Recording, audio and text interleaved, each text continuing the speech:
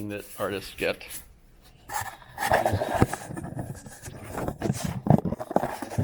And then they argue about things like the Acropolis, the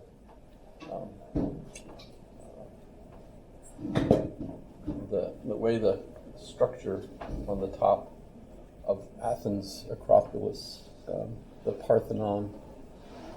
Parthenon comes from parthenogenesis, which means birth without sex, or virgin birth. Yes? Athena was supposed to be born without Zeus having any relationship. She just popped out of his head, basically. So she was a virgin birth. So Jesus wasn't the first. In fact, that's why that kind of tradition of Jesus being a virgin birth is considered a Greek influence. Well, long story short, it seems like nature is using this as a main feature in its design. And you can tell someone is healthy by their bilateral symmetry and their approximation to using this as kind of their the way they're organized. So that's kind of cool. But I'll mention it with regard to Plotinus, because it's part of his Aeneid. It's part of his mathematical theory, and part of the reason that he feels that the physical world is connected to the ideal world. That you can see that through the actual shapes of things, through their mathematical characteristics. So what do you think of the golden ratio?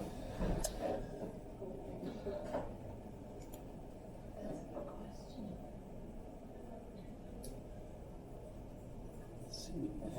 Okay, so.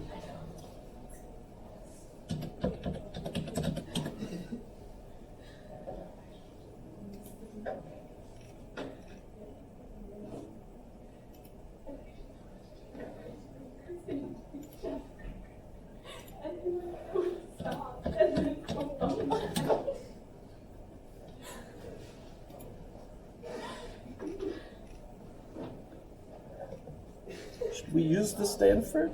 We could use the Stanford. It's more to read.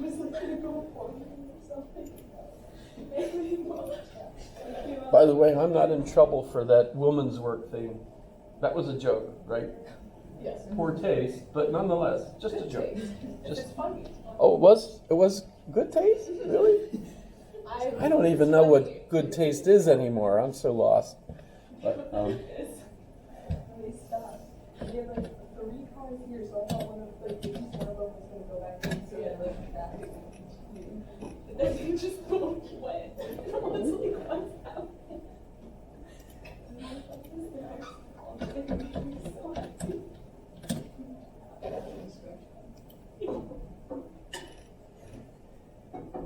I'm switching back and forth here. That's confusing, isn't it? That's true.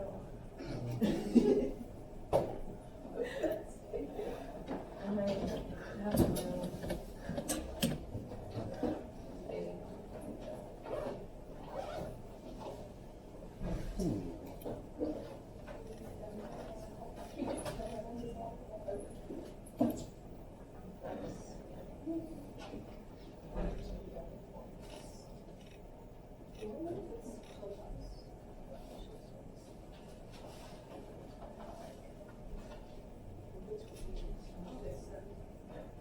Never actually have anyone listed as the specific pyro. I'll just leave it there.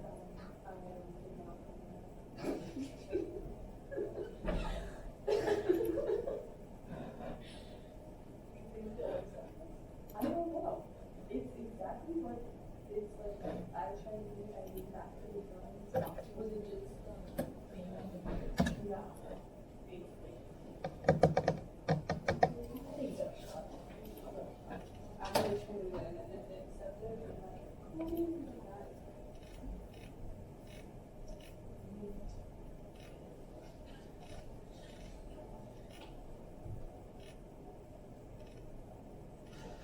I call these slides, by the way, because when I first typed these up, I had them on plastic sheets, that you put on an overhead projector. That's, I don't know if you needed an explanation for that.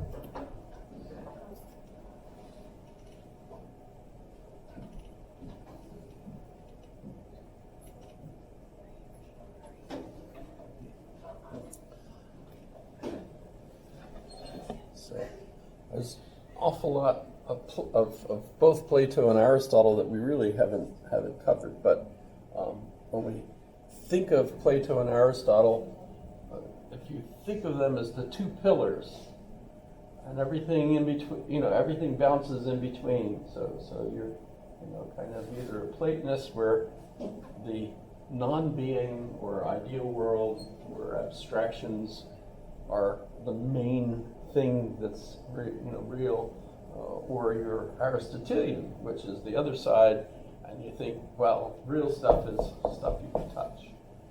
So that's the two sides. And then all these philosophies that we discuss kind of bounce back and forth between them, especially today, thinking about it this way. But when we're looking at Aristotle, focused on the logic because that structures how he does everything. So that's really a handy way of thinking about Aristotle. And by the way, we still use that logic. So not only is it important when you take your LSAT, but it seems to be the way we do things when we're being rational, if that makes sense.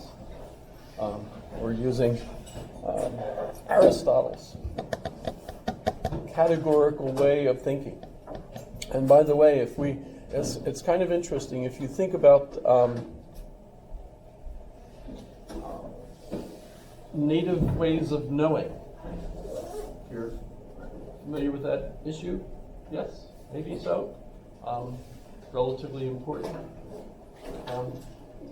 Especially as a teacher, I'm supposed to be aware of native ways of knowing because they're not Aristotelian.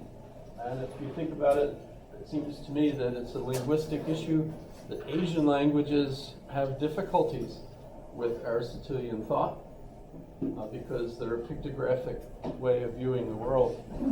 And if you're using pictures, it's not very clear how they deal with abstractions. You certainly can use different images as metaphors, especially I understand because they use loan words. So if a word sounds like the abstraction that they often use, they'll use the same pictograph for that word, and in context you would have to be able to figure out whether or not the context is talking about the physical thing like a rabbit or whatever abstract concept that the word rabbit sounds like, right? So you have to be able to figure that out from context. Perhaps tones in the language, the way they speak, but of course how would you get that in text? I'm not sure. But I think I mentioned that the Chinese philosopher that was here years ago pointed out that you can't do Aristotelian thinking in Chinese. What was the name of the philosopher, by the way? It was a Beijing philosopher that came and visited, and I should have written it down or something because it was interesting. But and he gave a lecture in Rasmussen Hall. Wasn't that highly populated a lecture, but I was there because I was absolutely fascinated by this subject.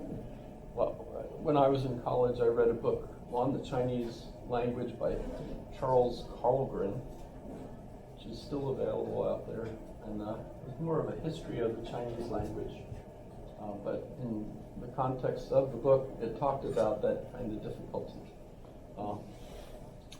And that's part of the Sapir-Whorf hypothesis. I've mentioned that, right? Does anybody need to see that as a reference?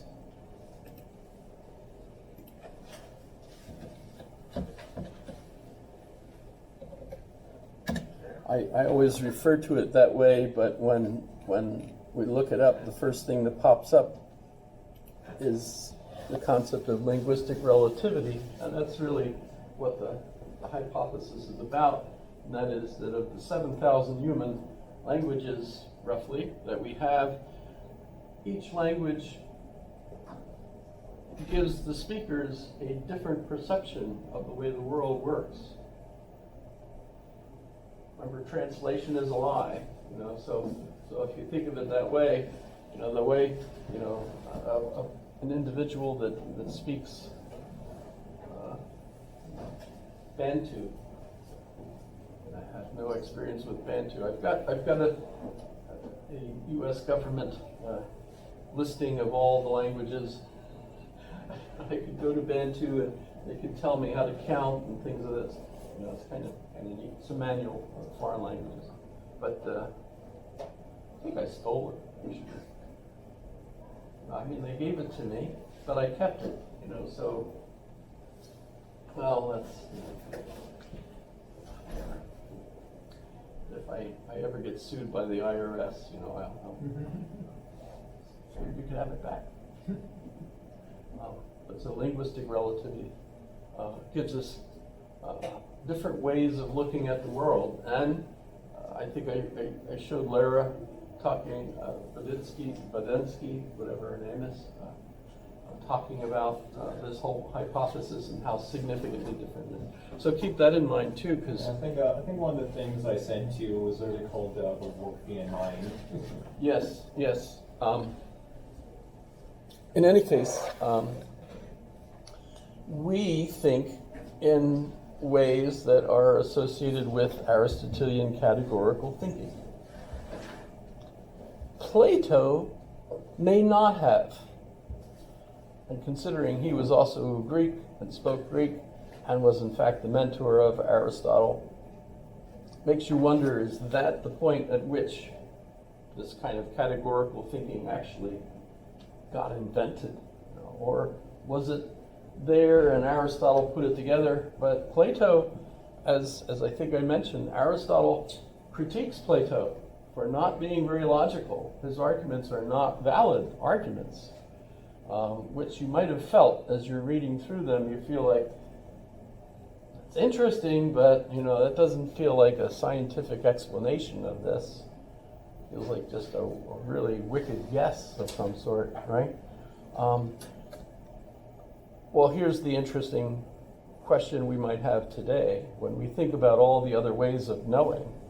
What makes us feel so sure that categorical thinking is the best way to do it? And when we look at the issue of supremacy, and we might even call that white supremacy if I think that's misleading.